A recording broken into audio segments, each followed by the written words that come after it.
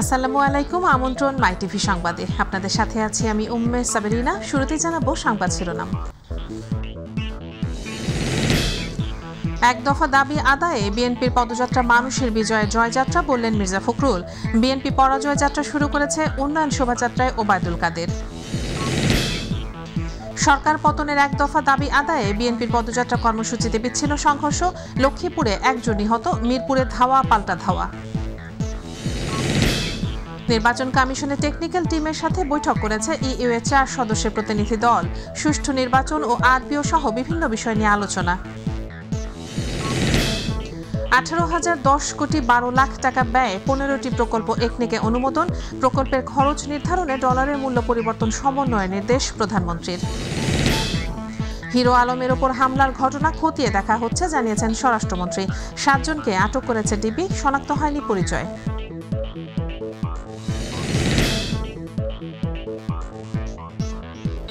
দর্শক শুনছিলেন সংবাদ শিরোনাম, এবার বিস্তারিত।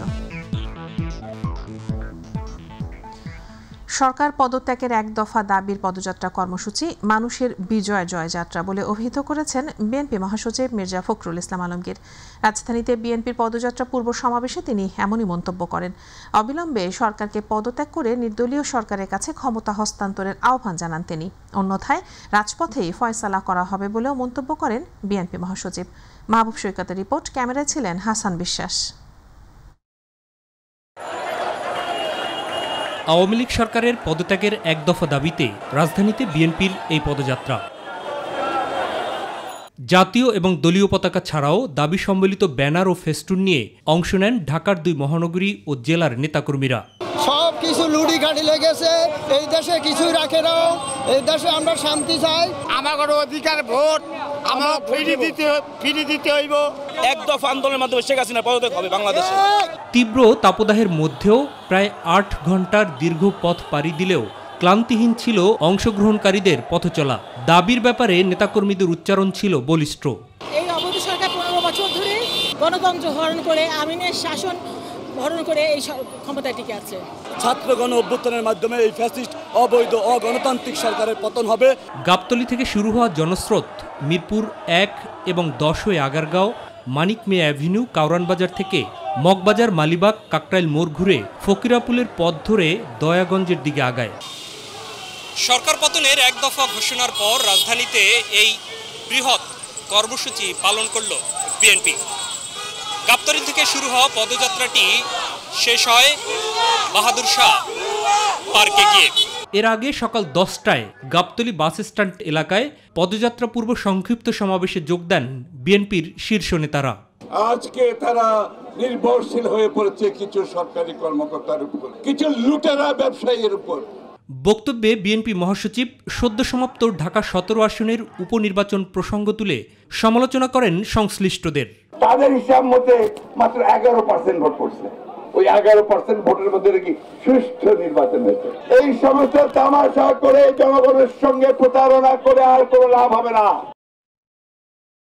সরকারের পদত্যাগের দাবি আবারও তুলে ধরেন তিনি। আর আমরা পরিষ্কার করে বলেছি, অবৈধ হাসিনা সরকারের অধীনে কোনো নির্বাচন নয়। শান্তিপূর্ণ কর্মসূচির মধ্যে দিয়ে এই ভয়াবহ দানবীয় সরকার, অবৈধ সরকারকে পরাজিত করে জনগণের সরকার প্রতিষ্ঠা করতে হবে। বুধবার একই দাবিতে রাজধানীতে বিএনপির আরও একটি পদযাত্রা অনুষ্ঠিত হবে। মাহবুব সৈকত, মাই টিভি, ঢাকা। পদযাত্রার নামে বিএনপি পরাজয় যাত্রা শুরু করেছে বলে মন্তব্য করেছেন আওয়ামী লীগের সাধারণ সম্পাদক ওবায়দুল কাদের। বিকেলে রাজধানীর ইঞ্জিনিয়ার্স ইনস্টিটিউশনের সামনে ঢাকা মহানগর দক্ষিণ আওয়ামী লীগ আয়োজিত উন্নয়ন শোভাযাত্রার পূর্ববর্তী সমাবেশে তিনি এ মন্তব্য করেন। কারো হুমকিতে শেখ হাসিনা পদত্যাগ করবেন না, তার অধীনেই আগামী জাতীয় সংসদ নির্বাচন অনুষ্ঠিত হবে বলে জানান ওবায়দুল কাদের। সাইদুর রহমান আবিরের রিপোর্ট। দেশের মানুষের সামনে উন্নয়ন চিত্র তুলে ধরতে এবং সরকারকে ধন্যবাদ জানাতেই ঢাকা মহানগর দক্ষিণ আওয়ামী লীগ আয়োজিত উন্নয়ন শোভাযাত্রা। এতে ওয়ার্ড থানা থেকে বর্ণাঢ্য র্যালি নিয়ে আসায় কানায় কানায় পরিপূর্ণ 0 পয়েন্ট থেকে মৎস্য ভবন হয়ে শাহবাগ পর্যন্ত। শোভাযাত্রা পূর্ববর্তী সংক্ষিপ্ত সমাবেশে প্রধান অতিথির বক্তব্য রাখেন আওয়ামী লীগ সাধারণ সম্পাদক ওবায়দুল কাদের। বিএনপির পদযাত্রা নিয়ে কথা বলেন তিনি। বিএনপি ফখরুল বুঝে গেছে গতবারের মতো এবারও হারবে। পদযাত্রা পরাজয় যাত্রা, পদযাত্রা পতন যাত্রা। যে কোনো মূল্যে সংবিধান সমুন্নত রাখতে বর্তমান সরকারের অধীনেই আওয়ামী লীগ জাতীয় নির্বাচন চায় বলেও জানান ওবায়দুল কাদের। কি দিয়েছে ইউরোপীয় ইউনিয়ন? না তত্ত্বাবধায়ক, না শেখ হাসিনার পদত্যাগ। আমেরিকানরা দিয়ে গেল পুরাটি। শেখ হাসিনা পদত্যাগ করবার প্রশ্নই উঠে না।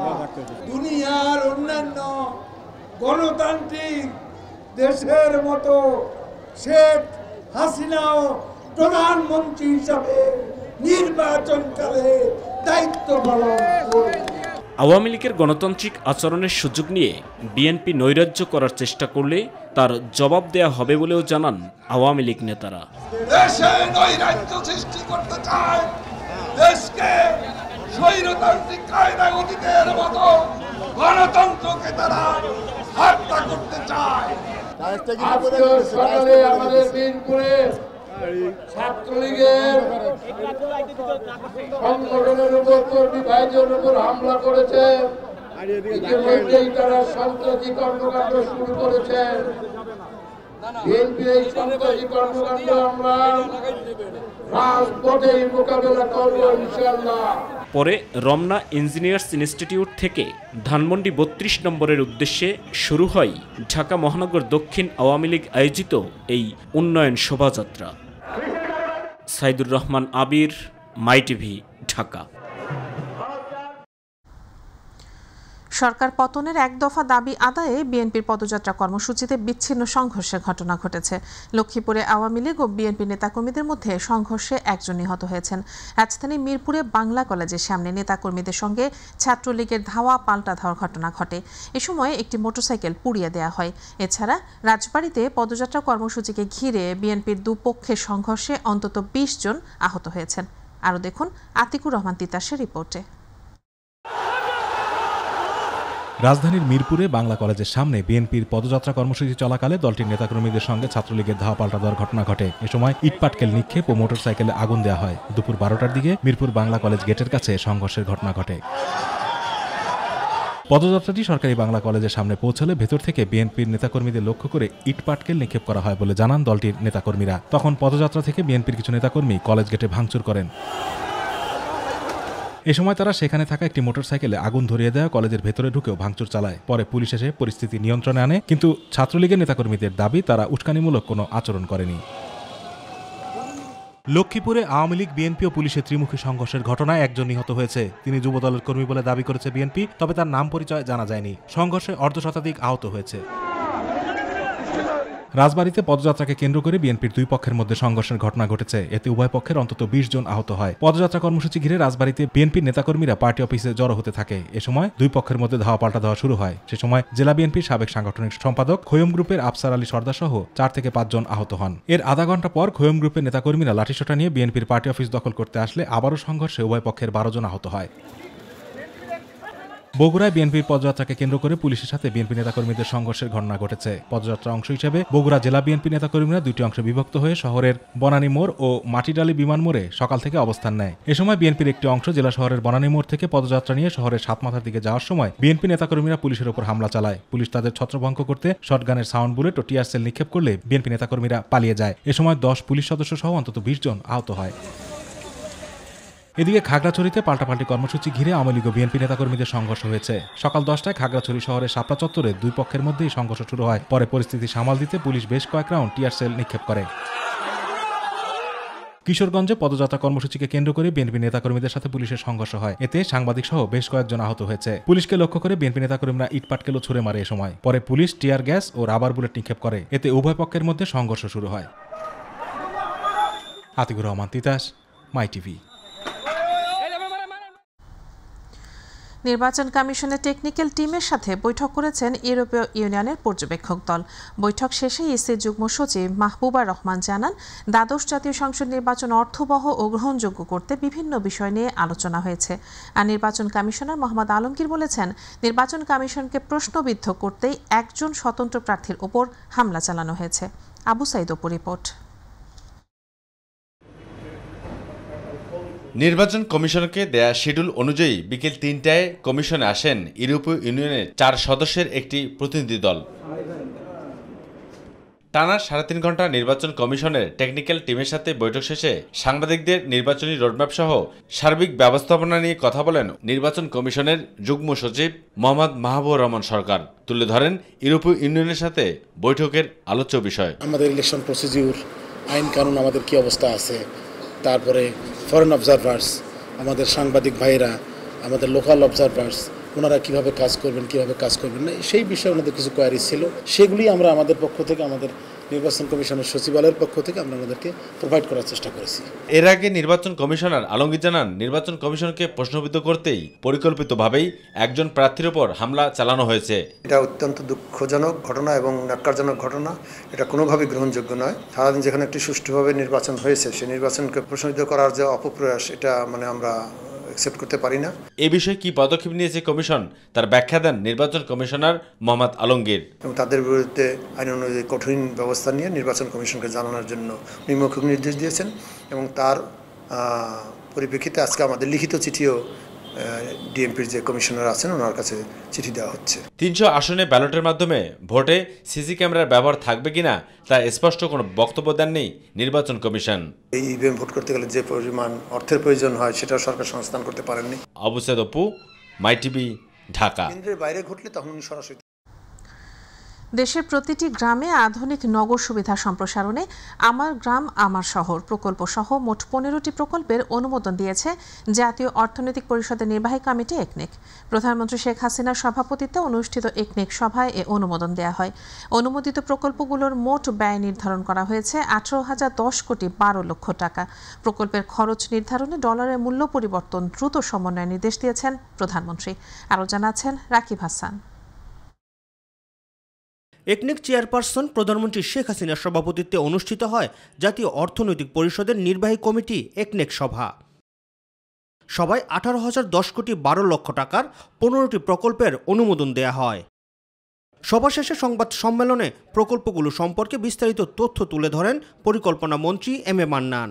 15টি প্রকল্প আমরা আজকে উপস্থাপন করেছি। এর মোট বিনিয়োগ ছিল 18,010,12,00,000 টাকা।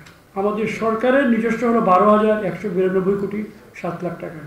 আর বিদেশি ঋণ এবং কিছু গ্রান্টও আছে 5,233,43,00,000 টাকা এবং 2-1টা সংস্থা আছে নিজেরা কিছু কন্ট্রিবিউট করেছে 584,62,00,000 টাকা। এ সময় পরিকল্পনা মন্ত্রী জানান, গ্রাম উন্নয়নের পাইলট প্রকল্প হিসেবে অনুমোদন দেয়া হয়েছে আমার গ্রাম আমার শহর প্রকল্পটি। আজকে আমরা প্রকল্প পাশ করেছি আমার গ্রাম আমার শহর পাইলট প্রকল্প। 15টি গ্রাম সারা দেশে বিক্ষিপ্তভাবে সিলেক্ট করা হয়েছে। এই প্রকল্প করার পরে জন্য এই নামে আরও অনেক প্রকল্প না আসে। এই কাজগুলোর ফলাফল দেখে ওই মন্ত্রণালয়ে ওই গ্রামে বা অন্যান্য গ্রামের জন্য একইভাবে কাজ করতে পারে। এটা মডেল, একটা উদাহরণ। সংবাদ সম্মেলনে প্রকল্পগুলো সম্পর্কে প্রধানমন্ত্রী শেখ হাসিনার বেশ কিছু অনুশাসনের কথাও তুলে ধরেন পরিকল্পনা মন্ত্রী এম এ মান্নান। আমরা যখন প্রকল্প অনুমোদন করি বা প্রকল্প তৈরি করি তখন যে রেট ধরি প্রকল্প বাস্তবায়িত শুরু হতে এটা করে বা পরিবর্তন হয়ে যায়। এটা স্বীকৃতি আমরা স্বীকার করি এবং এই সম্বন্ধে আজকে আলোচনা হয়েছে এবং মাননীয় প্রধানমন্ত্রী বলেছেন যে হ্যাঁ আমরা জানি এটা হবেই, এটা প্রবৃদ্ধিশীল জগতে। তো রেট শিডিউলটা একটা জিনিস তিনি নির্দেশনা দিয়েছেন, আমরা যারা কনসার্ন সঙ্গে সঙ্গে রিভাইজ করব।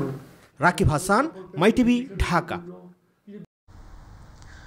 ঢাকা 17 আসনের উপনির্বাচনের ভোট গ্রহণের শেষ দিকে স্বতন্ত্র প্রার্থী হিরো আলমের উপর হামলার ঘটনা খতিয়ে দেখা হচ্ছে বলে জানিয়েছেন স্বরাষ্ট্রমন্ত্রী আসাদুজ্জামান খান কামাল। অন্যদিকে এই হামলার ঘটনায় 7 জনকে আটক করেছে ডিবি। অজ্ঞাত পরিচয় 15 থেকে 20 জনকে আসামি করে মামলা করেছেন হিরো আলমের ব্যক্তিগত সহকারী। মহিবুল কাদেরের রিপোর্ট। ঢাকা 17 আসনের উপনির্বাচন চলাকালে Banani Vidyaniketan school and college কেন্দ্রে পরিদর্শনে গিয়ে হামলার শিকার হয় স্বতন্ত্র প্রার্থী হিরো আলম। এ ঘটনায় অজ্ঞাত পরিচয়ে 15-20 জনকে আসামি করে মামলা করেছেন হিরো আলমের ব্যক্তিগত সহকারী। হামলার ঘটনায় এখন পর্যন্ত 7 জনকে আটক করার কথা জানায় ডিবি। ঘটনা ঘটার ঘণ্টাখানেকের মধ্যেই কিন্তু আমরা যারা এই ঘটনাটি ঘটিয়েছে তাদের মধ্য থেকে আমরা 7 জনকে গ্রেপ্তার করেছি, আর বাকি কিছু নাম আমরা পেয়েছি, তাদের আমরা শীঘ্রই গ্রেপ্তার করব। অন্যদিকে সচিবালয়ে স্বরাষ্ট্রমন্ত্রী আসাদুজ্জামান খান জানান, হিরো আলমের উপর হামলার ঘটনাটি খতিয়ে দেখা হচ্ছে। ভিডিও ফুটেজ দেখে শনাক্ত করা হচ্ছে হামলাকারীদের।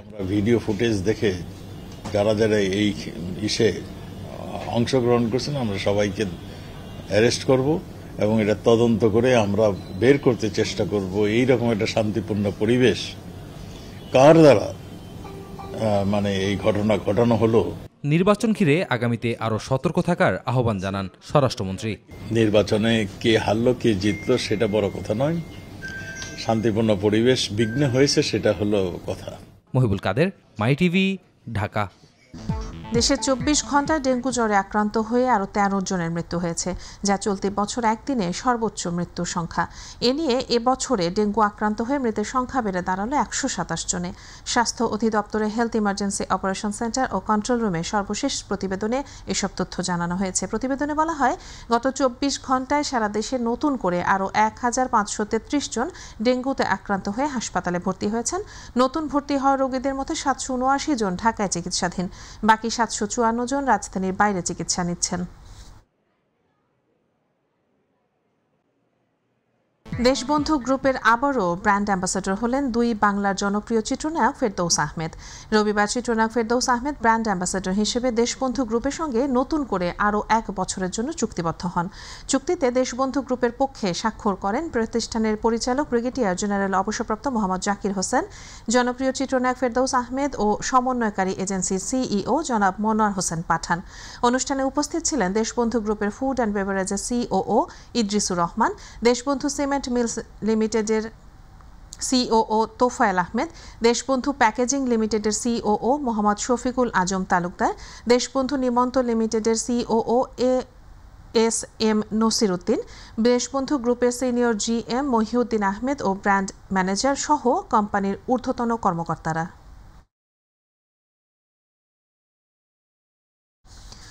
সম্প্রতি জনপ্রিয় স্মার্টফোন ব্র্যান্ড টেকনোর আয়োজনে দেশে অনুষ্ঠিত হল টেকনো ক্যামন ফ্যাশন ফেস্টিভ্যাল। ঢাকার ইন্টারন্যাশনাল কনভেনশন সিটি বসুন্ধরায় আয়োজিত এই অনুষ্ঠানে ফ্যাশন এবং অত্যাধুনিক প্রযুক্তি প্রদর্শনীতে উপস্থিত দর্শকরা মন্ত্রমুগ্ধ হন। অনুষ্ঠানে দেশের ফ্যাশন প্রেমী, ইন্ডাস্ট্রির গুণী ব্যক্তি এবং ট্রেন্ড সেটারদের আমন্ত্রণ জানানো হয়। উপস্থিত ছিলেন গায়ক তাহসান খান, অভিনেতা তৌসিফ মাহমুদ ও টিভি অভিনেত্রী অর্চিতা স্পর্শিয়া। এছাড়াও social media celebrity, tech reviewer এবং বিভিন্ন কন্টেন্ট ক্রিয়েটরদের উপস্থিতি ছিল চোখে পড়ার মতো।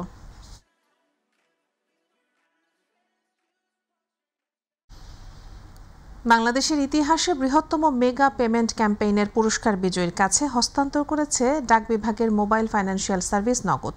এক আড়ম্বরপূর্ণ অনুষ্ঠানের মাধ্যমে ডাক ও টেলিযোগাযোগ মন্ত্রী মোস্তফা জব্বার, নগদ লিমিটেডের প্রতিষ্ঠাতা ও ব্যবস্থাপনা পরিচালক তানভীর এ মিশুক এবং চলচ্চিত্র অভিনেতা অনন্ত জলিল বিজয়ীদের হাতে পুরস্কার তুলে দেন।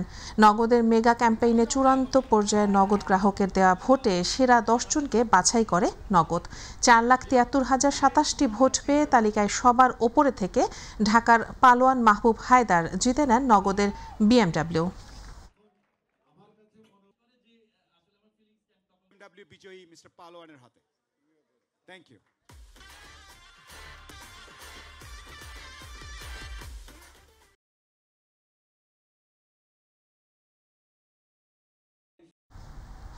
এরই সাথে সংবাদের শেষ প্রান্তে আমরা যাবার আগে সংবাদ শিরোনামগুলো জানিয়ে দিচ্ছি আরও একবার।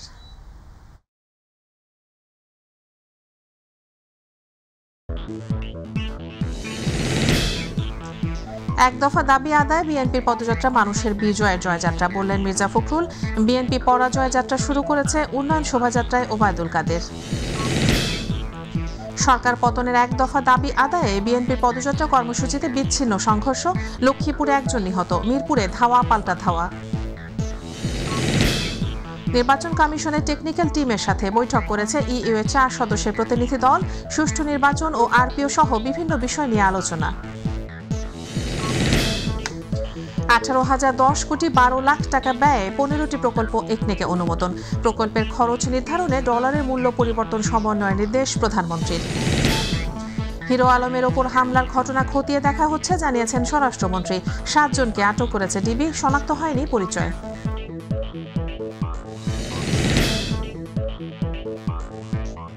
দর্শক, এই ছিল এখনকার সংবাদে। পরের সংবাদ দেখার আমন্ত্রণ জানিয়ে বিদায় নিচ্ছেন ইউমা সাবেরিনা। এতক্ষণ সাথে থাকার জন্য ধন্যবাদ সবাইকে। আল্লাহ হাফেজ।